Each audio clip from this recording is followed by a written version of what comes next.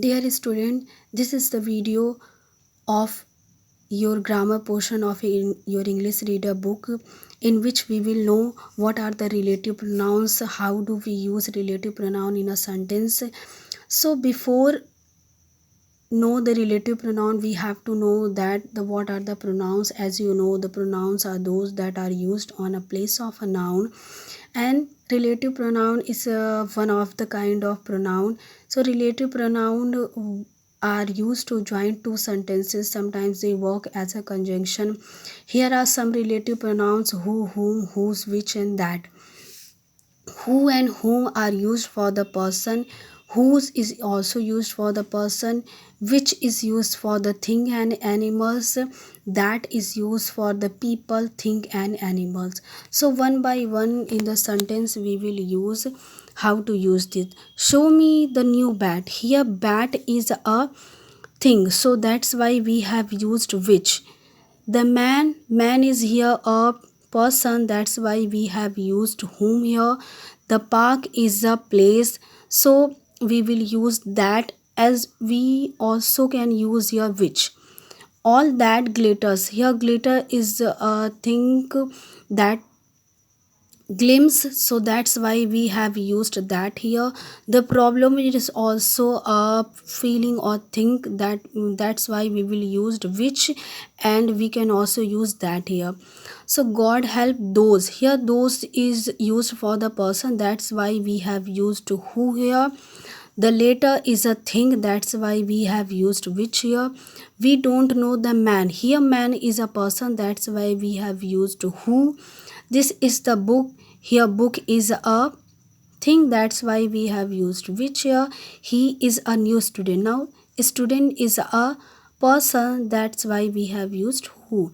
So one by one we got to know that how to use relative pronouns at sentence. Firstly, we have to know what are the noun or pronoun. Are they thing, are they person, or they place. So according to that noun we will use the relative pronoun.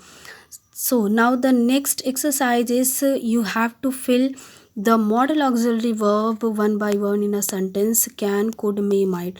Now we will know where do we use can, could, may, and might. So let's see here.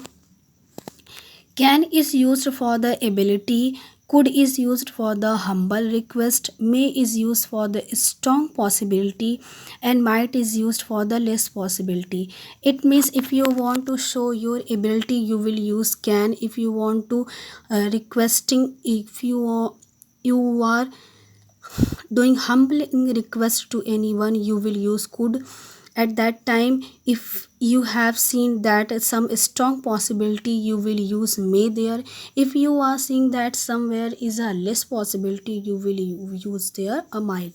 Like, I think I can solve the question. Here you are showing your ability that this question you can solve, that's why you have used your can.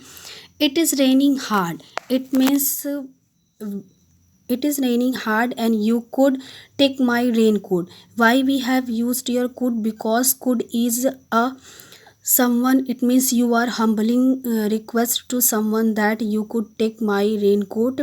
So that is why we have used could here.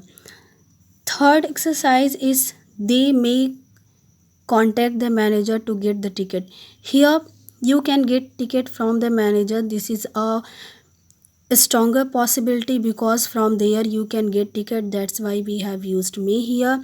The sky is cloud. Now sky is cloudy, it means it is not a possibility to rain, so that's why we have seen there it is a less possibility, that's why we have used here might. It might rain tonight.